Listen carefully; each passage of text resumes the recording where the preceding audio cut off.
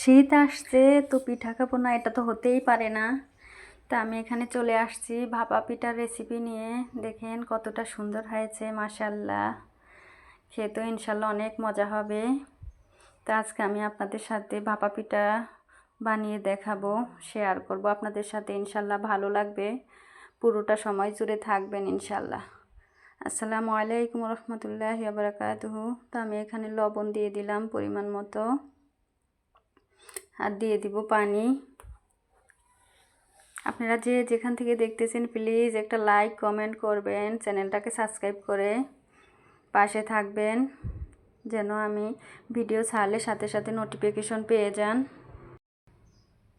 তো আমি এখন ভালো করে একটু মাখিয়ে নিতেছি।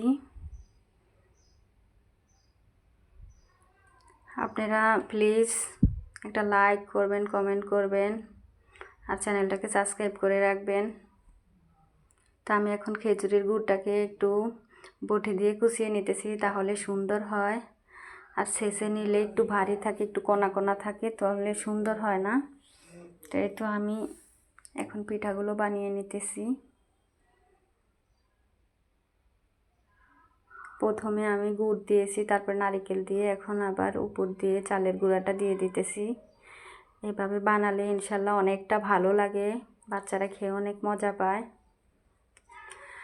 আর আমি আরেকটা জিনিস বলে দিতেছি, আপনারা যদি ভাপা পিঠা বানান তাহলে আতপ চাল দিয়ে বানাবেন না, সেটা অনেক শক্ত হয়, খেতে ভালো লাগে না। ভাতের চাল দিয়ে যদি করেন তাহলে সেটা নরম সফট হয়, খেতে অনেক ভালো লাগে। তো আমি সহজভাবে আপনাদেরকে আজকে দেখাচ্ছি, এভাবে যে কেউ বানিয়ে নিতে পারবেন। শুধু একটা পাতিলের ভিতরে পানিটা বলক এনে, এরকম একটা স্টিলের হোক প্লাস্টিকের হোক, এরকম একটা চালনির ভিতরে দিয়ে ছোট একটা ঢাকনা দিয়ে আগে ঢেকে দিয়ে, পরে বড় একটা ঢাকনা দিয়ে দিলে আর ভাপটা বের হবে না, খুব তাড়াতাড়ি পিঠাটা হবে। এই তো মাশাল্লাহ আমার একটা পিঠা হয়ে গেছে, সাইড দিয়ে একটু ভেঙে উপরে চলে আসছে, তারপর মাশাল্লাহ হয়ে গেছে। তো আমি আরেকটা পিঠা দিয়ে দিলাম। আপনারা যখন পিঠাটা চুলার উপরে দিবেন চুলাটা কমিয়ে নেবেন, তা না হলে কিন্তু হাতে ভাপটা লেগে যাওয়ার সম্ভাবনা থাকে।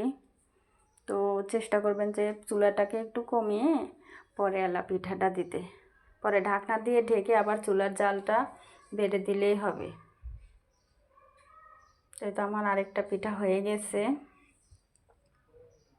শীত মানে পিঠা পুলির আয়োজন, তো ঘরে ঘরে সবাই পিঠা বানায়। আমার বাচ্চারাও বলতেছে যে আম্মু পিঠা বানাও, তো সেজন্য আজকে ভাপা পিঠা বানালাম। আমার কাছে গরম গরম খেতে অনেক ভালো লাগে। এই তো আলহামদুলিল্লাহ আরেকটা পিঠা হয়ে গেছে।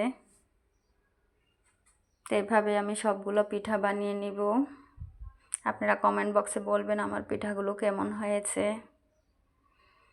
আপনারা একটা কমেন্ট করলে আমাদের মনটা ভালো হয়ে যায়, ইচ্ছে করে আরেকটা নতুন রেসিপি তৈরি করতে। আর যদি কোনো ভুল ত্রুটি হয় প্লিজ ক্ষমার দৃষ্টিতে দেখবেন। এই তো মাশাল্লাহ আমার পিঠাগুলো হয়ে গেছে, দেখতে কতটা লোভনীয় হয়েছে, সুন্দর হয়েছে, খেতে ইনশাল্লাহ অনেক ভালো হবে। আমি একটা ভালো করে দেখাইয়া দিতেছি। এই তো দেখে বুঝতে পারছেন কতটা সুন্দর হয়েছে। তো আজ এই পর্যন্তই, সবাই ভালো থাকবেন, সুস্থ থাকবেন, আবার দেখা হবে নতুন অন্য কোনো ভিডিওতে। তো এই তো দেখুন, আল্লাহ হাফেজ।